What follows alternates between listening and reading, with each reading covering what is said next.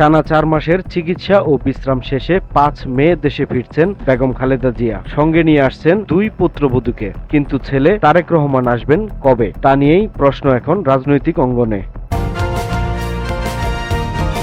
ছাত্র জনতার গণবিপ্লবের মুখে আওয়ামী সরকারের পতনের পর দেশের রাজনীতিতে পুরোপুরি সক্রিয় তারেক রহমান। সমাবেশ সহ বিএনপির বিভিন্ন কর্মসূচিতে ভার্চুয়ালি যুক্ত হচ্ছেন নিয়মিত।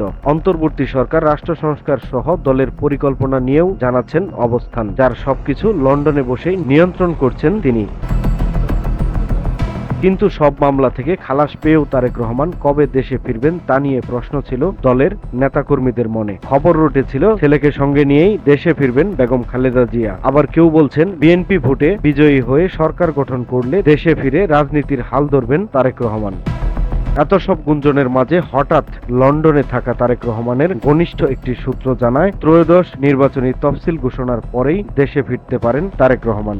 এজন্য ঢাকায় বিএনপির ভারপ্রাপ্ত চেয়ারম্যানের জন্য একটি বাড়িও সংস্কার করা হচ্ছে। সম্প্রতি এ বিষয়ে বিএনপির মহাসচিব মির্জা ফখরুল ইসলাম আলমগীর জানিয়েছেন, তারেক রহমান কবে দেশে ফিরবেন সেটা তিনি নিজেই সিদ্ধান্ত নেবেন। তবে নাম প্রকাশে অনিচ্ছুক বিএনপির একজন দায়িত্বশীল নেতা এক গণমাধ্যমে জানান, দেশের পরিস্থিতি পুরোপুরি অনুকূলে না আসা পর্যন্ত দেশে ফিরবেন না তারেক রহমান। এছাড়া তিনি লন্ডনে বসেই ভালোভাবে দল পরিচালনা করছেন। পরিস্থিতি অনুকূলে আসলেই ফিরবেন দেশে, আমরাও সেই অপেক্ষায় আছি। 111 সরকারের সময় 2007 সালের 7 মার্চ তারেক রহমানকে গ্রেপ্তার করা হয়। পরের বছর 3 সেপ্টেম্বর জামিনে মুক্তি পেয়ে 11 সেপ্টেম্বর চিকিৎসার জন্য সপরিবারে যুক্তরাজ্য যান। তখন থেকেই তিনি লন্ডনে রয়েছেন। তারেক রহমানের বিরুদ্ধে রাষ্ট্রদ্রোহ, মানহানি, নাশকতা, গ্রেনেড হামলা ও দুর্নীতির অভিযোগে ঢাকাসহ দেশব্যাপী অসংখ্য মামলা হয়।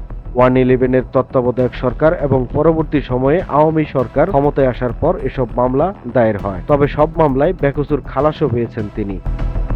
বিএনপির আইনজীবীরা বলছেন, তারেক রহমান যে কোনো দিন দেশে ফিরে সরাসরি রাজনীতিতে অংশ নিতে পারবেন। এখন দেখার বিষয় হলো তারেক রহমান দেশে ফেরার পর রাজনৈতিক পরিস্থিতি কোন দিকে মোড় নেয়।